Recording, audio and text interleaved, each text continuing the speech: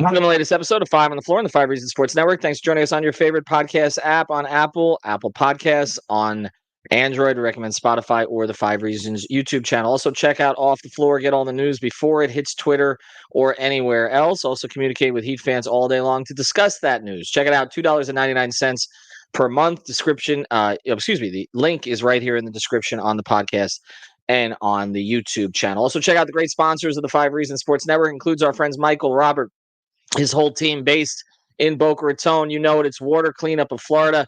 You might have a leak today. I hope not, because if you're at the Panthers parade and then you come home to a flooded house, that's not going to be great. Reach out to our friends again at Water Cleanup of Florida, WCUFL.com. That's WCUFL.com. Get the preventative maintenance. They service the entire Tri-County area, again, based in Boca Raton.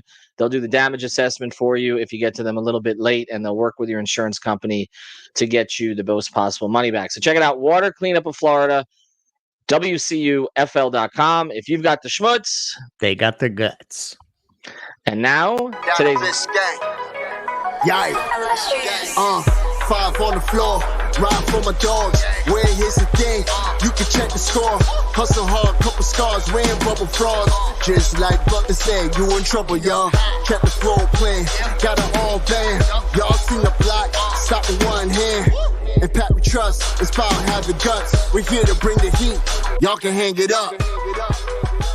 Welcome to Five on the Floor, a daily insider show on the Miami Heat and the NBA, featuring Ethan Skolnick, Greg Sylvander, and Alex Toledo, plus others from the Five Reasons Sports Network. All right, welcome back to Five on the Floor. Here's today's floor plan. I'm Ethan Skolnick. You can follow me at Ethan J. Skolnick and at Five Reasons Sports. I got Greg Sylvander. You can follow him at Greg Sylvander. I got Alex Toledo. You can follow him at Tropical Blanket. We hope that you've enjoyed all the post-draft coverage. We appreciate everybody who's been on here on the podcast, whether it's Matt, Eternal, some of the others who have joined us. Brady's going to be back with us during free agency. Right now, he is literally swimming at the Panthers parade. He does not get hazard pay for this because I did not assign him to this. We do appreciate our guy, Alex Baumgartner, who I do want to mention, for those of you who are Panther fans, Alex was with the Panthers the entire season, covered a ton of home games, covered some road games, made the trips to Edmonton, all the trips to Edmonton, 12 hours out there, back, didn't see the championship and then got to see it here. Make sure you're following A Baumgartner 91. Hopefully he's going to be with us a long time and check out all of his Panther coverage. All right, but we're talking Heat today, and I did an episode with Eternal kind of resetting things after the draft. Now we're going to go forward a little bit. There has been some news since the last episode. We can tell you also we're going to be on playback. If you're listening to this before that, we'll be on playback during free agency tonight. We've got everybody seems to want to join today. It's funny. We can't get anybody to host. And then today I've got like 15 people. So you're going to check it out. Playback, download the app for free. Go onto the Five Reasons room and hang out and watch the free agent stuff develop today. So let's start with this. I'm going to go through the list, guys, of things that have happened and where they may stand. Kevin Love has opted out of his contract. The report is that he's looking to sign a different deal with the Miami Heat. My expectation is that he re-signs. But again, anytime that anybody opts out, you never know. He's a free agent. He did a very good job for the Heat, particularly last season. I do think there'll be interest in him, but I also think there's strong interest from the Heat in bringing him back and having him mentor the guys the way that he has and also be available maybe this year for more spot duty than full-time duty than he was last season. The other thing that's happened is Thomas Bryant has opted out. I'm not entirely surprised about that. I don't think it's the worst thing in the world either. It seems like he wants more playing time. The Heat, of course, drafted Kel'el Ware. That adds another big to the front court. Thomas Bryant really didn't get consistent playing time last year. He had moments, but he also showed some of the flaws that we knew he had when he came, particularly on the defensive end. So I don't think Thomas Bryant will be back, and in a way, I think this helps the Heat. So that worked out. Josh Richardson, who was starting to find his way a little bit last year, particularly on the offensive end, but the defense was starting to come up a little bit as well. Then he separated his shoulder, didn't play the rest of the season. They replaced him with DeLon Wright and Terry Rozier. Josh Richardson has opted in, which is something we anticipated, and he gets another roll of the dice here, basically, with the Heat to see if he can rebuild some value. Maybe he goes somewhere else next year, but he's a good depth piece for the Heat. He's somebody they know, and obviously somebody that they like. Caleb Morton appears to be gone. That was our anticipation before free agency started. This is the Max Strus thing, I think, more than the Gabe Vincent thing. I don't think this is particularly close for the Heat. I think there was an acknowledgement that Caleb was not going to be back.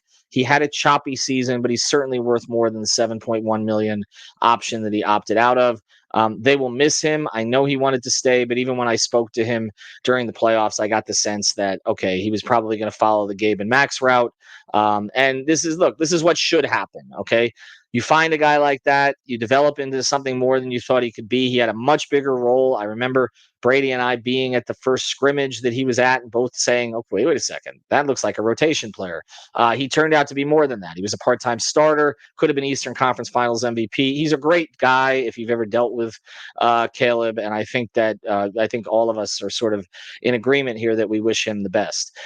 So that's where things stand right now. I know everybody's going to want to talk about other players. We'll certainly get to that. The one other thing we do need to address, and I addressed it a little bit with Eternal, is the Jimmy Butler situation. Bam Adebayo has gotten his 3-year, $166 million extension. Jimmy is not going to get his extension. Now he says he doesn't want his extension. This feels more like I'm breaking up with you, you're not breaking up with me kind of deal. But if you've been following me here and us on Off the Floor and on 5 on the Floor, we've been telling you this was going to happen, that most likely the Heat would not offer an extension and that probably Jimmy would decide that this was going to be his last year in Miami. Now, he has said publicly that he wants to be in Miami. We'll see. I have also said that I don't think that this is the worst case scenario for either side. Jimmy Butler, when he's a free agent, if he has a good year, is going to be highly sought after. And if he has a good year, the Miami Heat are going to benefit. There's motivation here for Jimmy to play a lot and play well, and I think ultimately that's what you want for this season. But I think Heat fans have to prepare for a future without Jimmy Butler at some point here. Guys, did I miss anything? Greg? No, I think you about covered it. That's a lot of stuff that's gone down recently. The Jimmy stuff is interesting, especially because it came out right as the Bam extension news hit. I thought that was interesting timing, that those news, those two nuggets were floating around at the same time.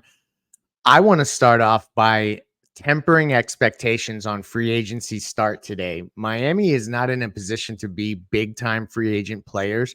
And so I think naturally, when you see all the Woj bombs and Shams tweet out what he does, you're going to want to see the Heat involved.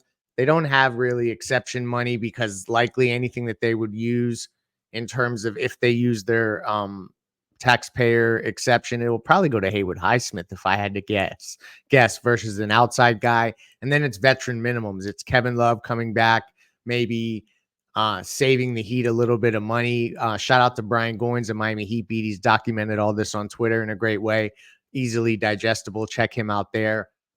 So there's ways that they can, bring back Kevin Love, maybe add a couple veteran minimum guys that they immediately target. Remember, Josh Richardson was on the first day of free agency, and we didn't expect that last year. So I think that those are the maybe things to watch early, is they try to find guys that are willing to take the vet minimum in a good situation in Miami for a role. And that's kind of how free agency starts. And then we have to just watch the trade market. That's where Miami's going to be able to have the most impact as we head into free agency at 6:00 today. Alex, so far what you've seen, what's the most what in your view is the best news, what's the worst news, and what's the most surprising news? Well, I guess the most surprising was Kevin Love opting out, but as you mentioned and has already been covered by others, that it's just, it seems like a situation where, he'll be back on an extra year, maybe at less per year annually, and it allows the Heat to save a little bit away from the second apron, because God knows that's terrifying them and the rest of the league. But other than that, I just feel like the Jimmy thing is it's headed towards a place that I'm not comfortable with, and that's just kind of where I'm at right now. Because you mentioned what's the bad news, whatever, like that's the bad news, that's the bigger picture here. That report coming out, or like right before the draft the other night, that he's not going to sign an extension anymore, even though the Heat can still, it's not like a deadline pass, like they can still offer it to him if they so please. But that signals that it probably wasn't offered. And now, like you guys mentioned, he's just like kind of getting ahead of it and saying, all right, you've made your decision. and has like it's already been put out. I'm gonna be professional and play the season out. But like we all know where this is headed, and Ethan is the one who's been talking about it this whole time. With like, well, if he doesn't get the extension, he's just gonna opt out and walk next summer. And the fact that we're even like it feels like we're headed towards that outcome, and it's starting to feel like it's kind of snowballing towards that direction. And that sucks. It sucks because there's been so many good memories out of this run, like so many expectations blown out of the water, so many great moments. And it's like I don't how do you build around that? Have they already like accepted, okay, this is like the last year of the Jimmy era? Is that what it is now? Like you just kind of have it in the calendar, like this is it with the Jimmy era, for the Jimmy window, and then after that we just pivot to the young guys, right? Who you got some now, and I don't know. Like I just think what you're playing a game where your contention window, you're kind of playing around with it, and it might be a lot shorter than you might have expected a couple of years ago, right? Or maybe even after last year where you made another finals run. It's like, man, here we are, right? Just, a year out where we just like go through this season of Jimmy playing and then he walks, like that's how this all ends. And that's just kind of how I feel about it. And then Caleb, we already know, like I talked about it all season. I think it's just unfortunate, to a smaller, much smaller extent than the Jimmy situation, but comparable, like you mentioned, to Caleb and Gabe. I mean, to Gabe and Max, excuse me. And it's just like, three guys who are rotation players for you in a big finals run, and as well as other playoff runs. And it's just, it ends very unceremoniously. And that's the theme of it leaves you with a sour taste. At least it does for me, because I know everybody, or not everybody, but a lot of people had moved on from Caleb already, and it's like whatever, not that high on him anymore. But he was a conference finals MVP runner up. Like that actually happened. One of the craziest things to happen in this whole run. And it's like, oh man, now they're just gonna let him walk because of the second apron, and I understand why. But it's like, oh, here we are again. You're building up guys. You're turning them into good players, and you end up getting nothing out of them. And after like several playoff runs, and they're just gonna go to good teams and do their thing. And whether it works out or not, I just think all of it, that to a smaller extent, but Jimmy to a much bigger extent, all of it just ending very unceremoniously is what I feel like it's headed toward. Well, okay, let's have a discussion about that, and maybe we're going to split this into 2 episodes, actually, and we'll get into what's going to happen today, in the next one, because I think this does warrant a discussion. On the Caleb Morton thing, I think we've got to make a choice here. Okay, I was very outspoken during 16 and 17 in particular about the Heat overvaluing guys who they could replace.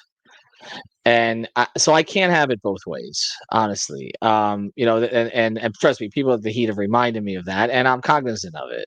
I mean, you look at the difference between 16 and 17, where they got Dion Waiters at what $2.7 million, right, for 1 year, and they got James Johnson on a make good contract, and all that. And then the next year, they overpay guys who, I mean, let's be honest. I mean, Dion had some injuries. He had some other issues, but was ultimately, and I know Alex may disagree, I mean, he was ultimately replaceable. I mean, Dion he didn't do anything after he left Miami. Let's just be honest. James Johnson, the same. Others, the same. The history of this is that when players leave the Heat, whether they're Rodney Magruder or anybody else, you don't really hear from them again. Now, Max last year had a pretty good year in Cleveland. There was some dissatisfaction during the playoffs in terms of his consistency, which is kind of what we talked about in Miami. I think Cleveland fans liked him. Gabe, of course, Kendrick Nunn, others. I mean, there's really nobody out. I mean, Derek Jones, it took him like 4 years to find the right fit to end up on a finals team. So I don't. And then we go back to even the decision they made to keep keep Caleb and not PJ Tucker because of the circumstances that are involved was the right decision. But now I think, unfortunately, the right decisions are, once you maximize these guys, I mean, unless the guy has unreplaceable skills, or irreplaceable skills, I'm sorry, then it's better to move on than to hamstring yourself in any significant way. So look, I didn't think Caleb was going to be back. I wanted Caleb to be back for selfish reasons because personally, just I like Caleb. I like his game, and I was hoping they could work it out. But it was pretty clear from the start, and that's why I asked him. And we played that interview. I said, "Have you had conversations with Max and Gabe?" And I'm sure he's had conversations with Max, and I know what Max went through. And Max pretty much knew from day one that he was going to get an offer that was the Heat were not even going to really look at. So I just think I just think there needs to be consistency, at least for me, on this. That I'm not going to give them a hard time about not keeping a guy who, I mean, again, was recommended by a rapper. I mean, I mean, anybody in the league could have had Caleb Morton, okay, and they maximized him. And I guess the only argument, Greg, and I'll go to this because I know there's some in the Twitter sphere who feel very strongly about this part of it, is if you're not going to keep them, then why not? This is a more reasonable argument to me. If you're not going to keep them, why not get an asset somewhere? Why at the trade deadline? And I argued against it. I said keep Caleb. We thought they were trying to make a run. They got Rozier. Okay, so it was kind of like, okay, well, let's see what this team looks like. But I can understand the other side that says, well, why not try to get a second round pick when you could have? Does that make sense? I mean, I understand the argument. I think what's difficult is that there's a bundle of context that comes with each player's situation and the team situation at the time of when you'd be able to trade them. And like, if you think back to all these scenarios, the Heat are typically trying to compete.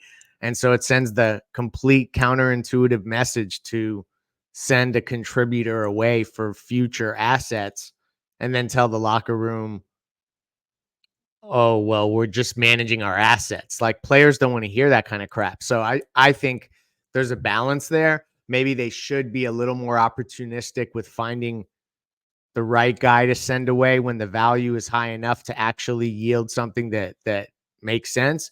But for the most part, I think it's unrealistic to think that they're just going to keep flipping these guys and kind of fracturing the locker room over and over again and sending that message when they're trying to also compete, because that's talking out of both sides of their mouth as well. All right, Alex, I'm going to let you get in on this on the other side, and I think what we are going to do here, we're going to discuss Love. I want to discuss DeLon Wright.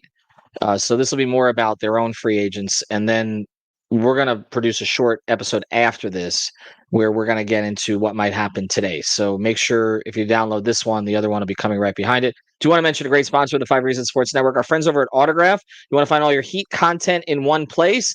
This is where you can do it. You can also find episodes of 5 on the Floor there. They're posted there on the app. So go to Autograph, download it for free using the code 5, F-I-V-E. They also got great contests on there. We once gave away a BAM jersey. It was $500. We gave it away for $13. We'll be doing more of that. Check it out where real fans get unreal rewards. Go to the App Store and download the Autograph app for free. Alex, let's pivot to another player here. Kevin Love. How important is it that they bring him back? Honestly, I would say pretty important. I would say, you want somebody like that back, especially now that you've drafted Kel'el. Just somebody, another guy who can help, mentor him a bit as he comes up in the NBA now. But more importantly, because all the off the court stuff has been talked about with him since he's been acquired and how much he's helped the locker room and all that. I obviously can't speak to that, but as far as on the court, I feel like just having him back, like you mentioned earlier, somebody who maybe doesn't have to play quite as much, who doesn't have to be relied on every night to do it, but can, right? Like, I think that is the sweet spot for him.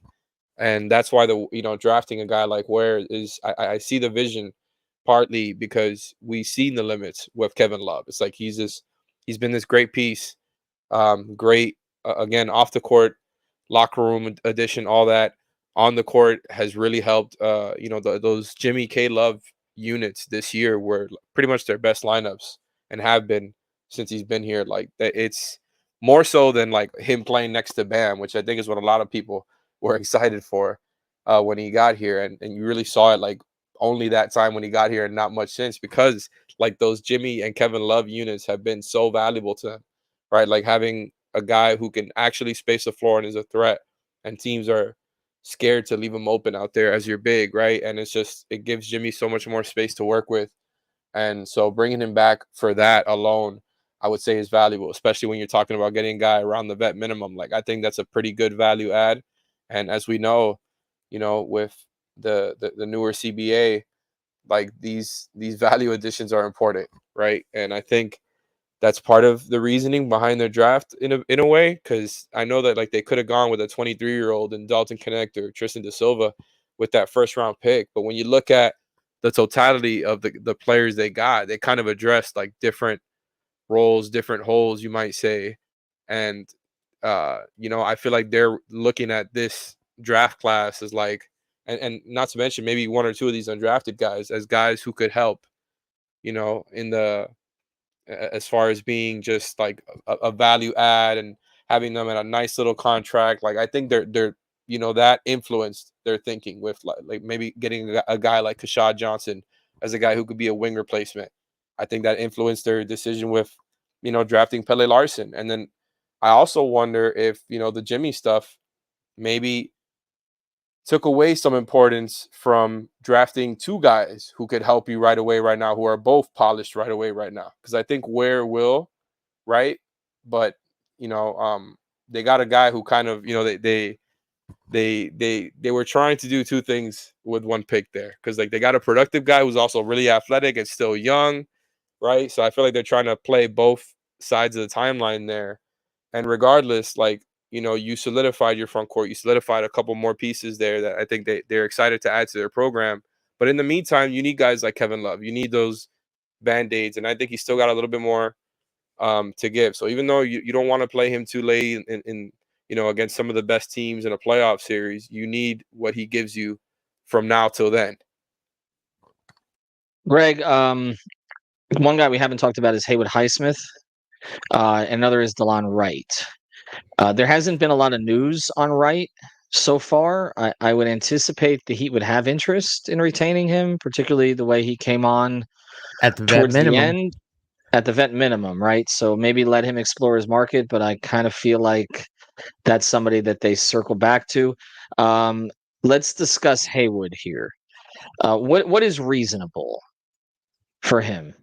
Because he's not irreplaceable. I don't want to say that, particularly if they're going to try to go a little bigger in the front court, then you're going to have to play Haywood more. I know Sean's going to get. I always say this, Sean, you're going to get on me about positions, but they're going to have to play him more as a 3. Maybe there may not be the minutes up front, particularly if they re-sign Love. Then you're talking about you've got Jovic, and again, if there's no major trade, you're talking about Bam, Jovic, Ware, and Love. There's not a lot of room there. So, but you don't have Morton anymore. So you need somebody to, and again, if they're going to go with a Rozier hero backcourt, I mean, God help them defensively. They're going to need somebody to guard the quick guards there at times. So what would be reasonable? It seems like it's trending towards him coming back. What's a reasonable number there? So this is interesting with him because you're right. They're likely going to put a number up, draw a line in the sand, and not go over that number. And that's just how they're going to approach. And I bet you it'll be somewhere around the non-taxpayer mid-level, somewhere in the $5.5 million range. Maybe they'll try to get a little under that per year for multiple years. And they're going to have to hope that there isn't a team out there that wants to use a portion of or all of their non-taxpayer mid-level. That's kind of what I think Caleb will go for, which is, almost $13 million or so, 12 point something. We're rounding up on today's show. That is where I think Caleb they just have to hope Highsmith doesn't get an offer similar to that or above the number that they set, because even if they do their veteran minimum additions to round out the roster, it looks like they're only going to be 9-10 million away from the second apron once they're done with that. So they can't have a team come in and offer Haywood Highsmith, $9 million a year. They just can't afford that to be that close. So they're going to have to hope for it to be more non-taxpayer, taxpayer mid-level, which is, 5.5, somewhere in that range. Hopefully it comes down a bit. You try to get a hometown discount for a guy that you've cultivated and it appears he wants to be there. I think that could be something that gets done early, but there only needs to be one team that offers more, and then you're kind of in a tough spot with them.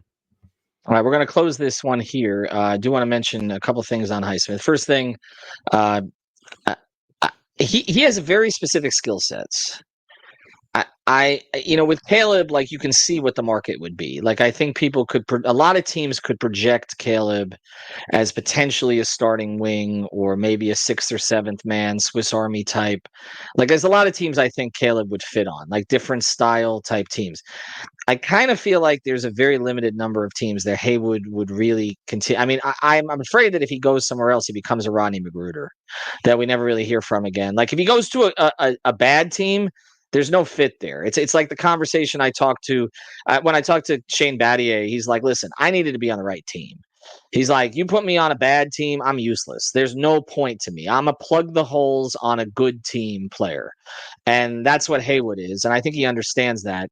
And the second thing is, and I will say this because she's broken more news than I have lately. My daughter was at Heat Camp this past week, and Haywood was the featured guest on Tuesday. And she said, Daddy, don't worry. He's coming back. He told everybody he's staying in Miami.